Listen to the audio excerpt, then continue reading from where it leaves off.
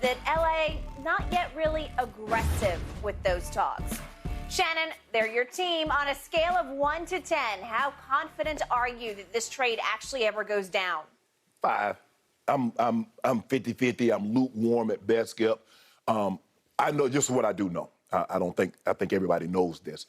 I think the Brooklyn Nets are fed up with Kyrie's bull jive. I think they tolerated Kyrie in order to appease Kevin Durant.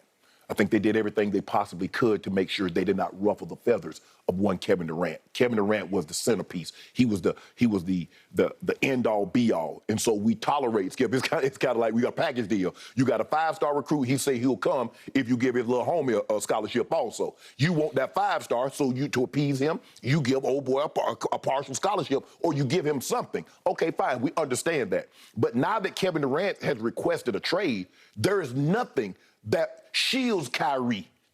So now they want him out. Now, but at the same token, Skip, what can I get? Because no matter what you think of him, yeah, the materialism and the kookiness and all that other stuff, Skip, he's a phenomenal talent on the court. The problem the Brooklyn Nets had is getting him on the court and getting him to want to play the amount of, because what we're paying you. And so with that being said, and given that the Lakers front office has been, okay, to say to speak, made some questionable decisions at times, I'm lukewarm. That's all I got for you, Skip. I just know Kyrie is, from everything that I've been hearing and reading, just like a lot of other people, Kyrie wants to try to make his way to L.A. He says he would like to reconnect with LeBron because sometimes, Skip, you don't realize how good you have something until all of a sudden something has been removed from you, and you're like, damn. Man, this was pretty good. You know, like, oh, okay. He has an opportunity to right a wrong that he did several years ago. He's starting to realize, Skip, it's not as easy as some of these guys, a LeBron and a Giannis and a Steph, as easy as they make it look being leaders and being under the eye of scrutiny. Kyrie found that very, very troubling because when he was in Boston, he was the best player and things not going well. Ain't no LeBron to take that shield. Ain't no LeBron to take them blows for you. And you go to Brooklyn, and all of a sudden, Skip, Kevin Durant is rehabbing that first year, and you taking them blows. Ain't nobody to shield you. So he's finding out leadership and being the best player on a team is a lot more difficult than he realized. So for me, Skip, I'm going to give it a 5. I believe both teams, it's a problem for a problem. The Lakers absolutely 17,000% want to get out from under this Russ contract.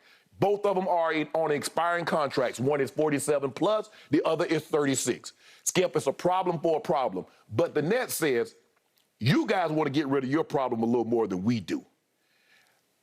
Give us some draft picks along with it, and we'll gladly take him up off your hands. So they're trying to extrapolate a little bit more because guess what, Skip?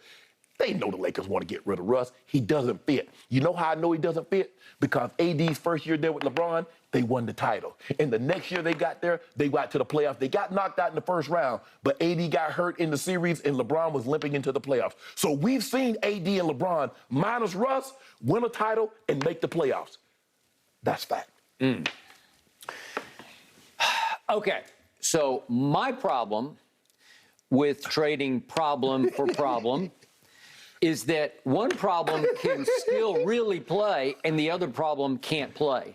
You're trying to pass it off. You're trying to sell your very used car, your lemon of a used car. They got lemon laws in California? Yeah, they got lemon laws, and it's about to be broken because you're trying to pass off your lemon of a very used car as he just doesn't fit here. He'll fit there, but he doesn't fit here. He'll fit with y'all. It's not about doesn't fit. It's about can't play. That's the problem. Can't play. Russell Westbrook. That's the problem. He was the single worst statistical three-point shooter in all the NBA last year. He was the 4th worst free throw shooter in all the NBA last year. He led the league in turnovers all the way until the last 3 games when he finally sat down and sat out. He plays little to no defense. You can look at the second-level stats. He can be a nightmare on defense as well as offense. I think that's just a want-to problem, a desire problem. I think he still could if he wanted to at least be disruptive. Well, I'm not asking the guy in year 15 unless that's your forte. Yeah. That's P.J. Tucker's forte. That's some of these older guys as they start to age. That's still the way you cut your teeth. I'm not asking LeBron. I'm not asking a Russell Westbrook in year 15, year 20 to play defense like they're in year 5 or 6. Okay. So day after day, after day after day, we came in here and watched Russell Westbrook turnover blooper reels. And they even made you laugh through your pain. They did. You did that. Don't be making. I did it. I did it. I did it. I take full credit for it because it was laughably sad because they were just so pathetically bad. They were incomprehensibly bad. He's got the worst hands of any point guard, certainly at the NBA level, maybe even at the college level, I have ever seen. I think Jaylen Brown is trying to Jaylen Brown is trying to challenge him for that title. I don't know if he's a point guard, but Russ is by trade is supposed to be a point guard. So the problem is he is due $47 million. I have a hard time getting that through my thick skull. $47 million? And the more I think about it, the more I arrive at the conclusion that Russell Westbrook is about to be the single most overpaid player in the history of the NBA. Because if you look at what he didn't do last year for the Lakers, and then you project $47 million, you say, who in their right mind would take that deal off the Lakers' hands? It's an expiring contract. Okay, well, that's the only reason I told you. The only team right now that appears to be just tanking for the following year is my Spurs. Well, why don't you take him? They gave away DeJounte Murray. Maybe. I mean, it would have some potential. You take him as sort of a sideshow just to get you through the night. You lost your best young player at 25 years of age. DeJounte is now a hawk. We're going to talk about him in a little later on the show. Yeah, he had hot. But the point is that, yeah, if you took Russ and just tried to get through the night with him, some reason to go to AT&T and watch the Spurs play. Yeah. Except you go for the comedy of it. You go to just see how bad it gets.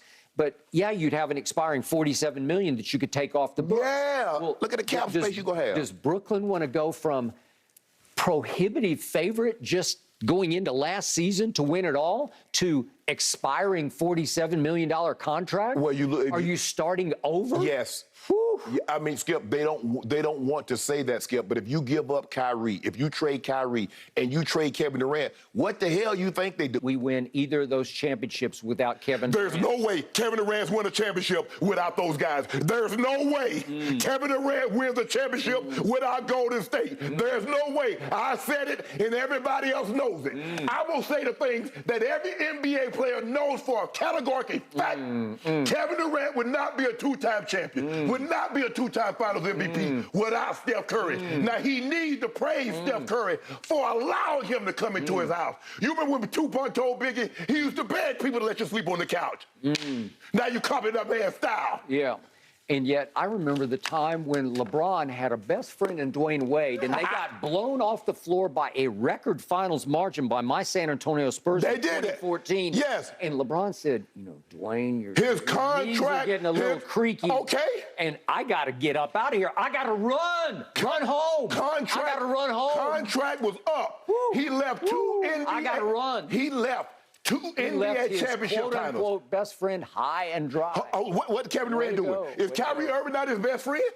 He used to be. He used to be. Well, now you don't. Nobody knows if Kevin Durant and Kyrie Irving best friend. I don't think they are anymore. I told you that yesterday. I'm pretty sure that's it. Yep. Okay. Huh. Guys, we got to leave this one here, but the Diet Dew is certainly flowing already this morning. By the way, moving I do on, have speaking 15 of Kyrie, cases on no golden state. No, I don't want that bad. Go ahead, Jen. I don't want that bad. You don't want it because you don't want all any right, you piece of guys, that. we got to move on because we got to talk about Kyrie. You brought him up, and the question now is there still a chance he could end up with the Lakers?